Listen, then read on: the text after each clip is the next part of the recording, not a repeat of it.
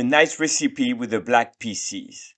Now, this is a chess and lattice special, and what we have here is a system with black to win, especially in blitz and rapid, using bishop e7 and bishop b7. So now, who plays like that? Carlsen, Nakamura, and Fedoseev all have used this system online. But to start with, we're gonna see how the world champion Magnus Carlsen is using that setup to win quickly with black. So here he's playing against a grandmaster, Miroshnichenko, with the white pieces. This is a hard name to pronounce, no doubt.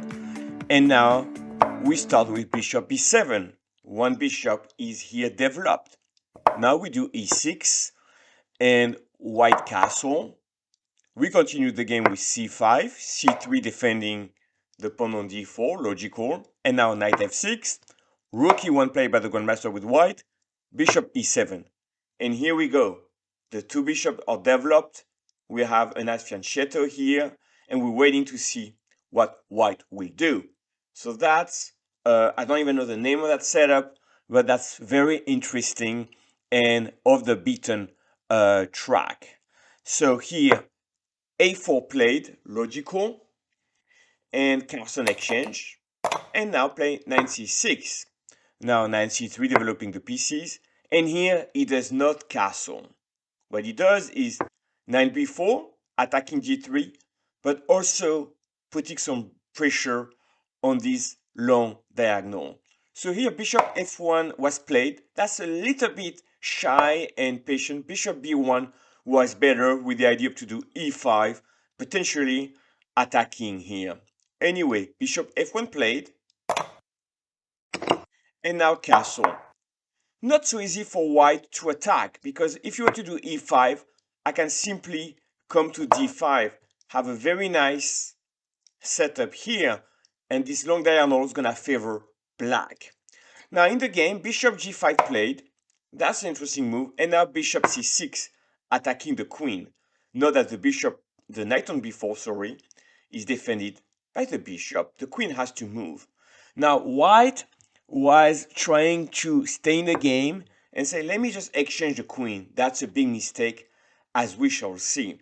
So here on queen b3, what would be black's move? Most likely a5, supporting the knight again, and maybe play rook b8 next would be an idea. Now on queen d1, that would be also a move. Here, maybe a5. And if white is pushing e5, you simply take, and here you have a nice knight. And this position is very good for black. We have control over here. We can play queen b6 attacking d4. That bishop here is passive, doesn't have any target. So this is kind of the position where black has equalized. But nevertheless, in the game, queen a5 played, and white missed Nc2, and we're gonna win the exchange. So here, white exchanged, no big deal, play d5, we retreat nicely, and here, black is up an exchange. And in this position, Carlsen played bishop b4 with the idea to put some pressure, maybe take over here, and here, white resign. Now, e5 was probably the move to try. You could simply play like that, and here, give back the exchange, and you have a much better position with black. This is gonna be weak. This is a nice pawn. Then the knight can come here, rook c8, and you have close to a winning endgame for black. So, in summary, very nice setup here, and we can see that in this position, bishop b1 was better, but then you would simply take just like in the game, and in the game, black had no problem with that nice setup. So let's see another example now. And now in the second example, we're gonna see a game where white used a slightly different setup. So far it's exactly same idea, and here instead of rook e1, white play queen e2, which is a great move as well.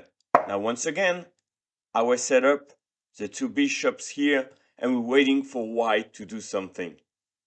So now, if white were to play e5, we're gonna play knight d5, that's for sure.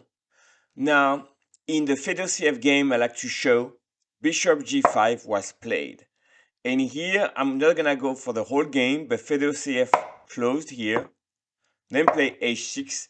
No doubt that on bishop h4, he was planning to do g5, but white took.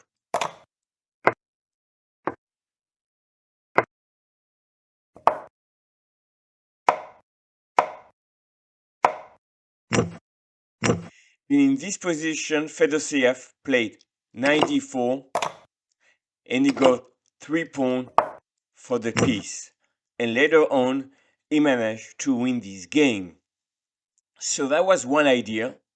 Now on bishop g5, if you don't want to play c4, another idea we play to play d6.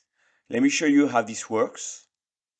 Now, if white doesn't take, we go g5. And that's very interesting because we push like that. And now we go h5.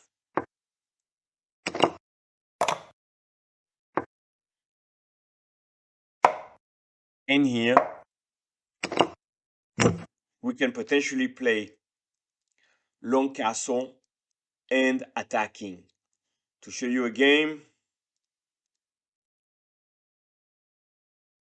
in here, black is playing rook g8, potentially putting the king somewhere, queen h4, sorry, and we have a very strong attack.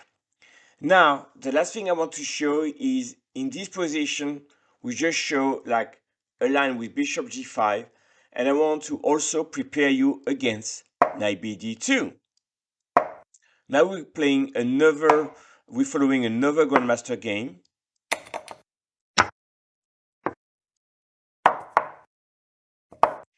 And here we have a very simple play. We're gonna play rook e8, followed by queen b6, attacking here, and we have the two bishop. So let's see the game.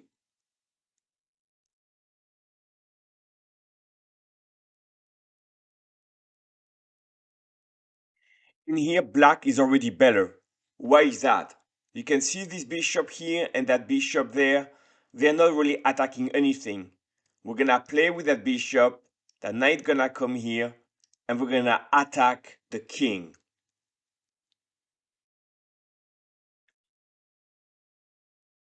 Rook a4.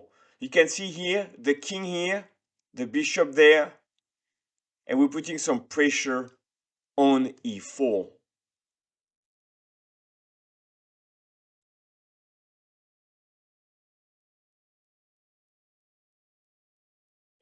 And now it looks like the king is in danger here, but you cannot play queen h5 because the rook controls. And look at that bishop here. We're threatening rook g5. The rook's gonna come here, and we're winning with black. That's a fantastic game played by Salgado Lopez, a strong grandmaster. The game continued, and here bishop e4. So queen h3, but we're defending g7 with the bishop, and h7 with that bishop. So effectively here, we are completely winning here. We can play rook a2, and that's winning. We can play queen c6 here, targeting the rook, that rook, the knight. We have rook a2 coming, and this position is winning. So that's really crowning the strategy of the bishop on b7, attacking here. You have a super position here, starting from this setup here. So I hope that I've shown different games and how we can really play with that very strong bishop here and have a very nice development with black, and bring white in a territory where white is not familiar, and take the advantage and win with the black pieces. So feel free to drop a like, post your comments, and I'll see you in the next video. Thank you.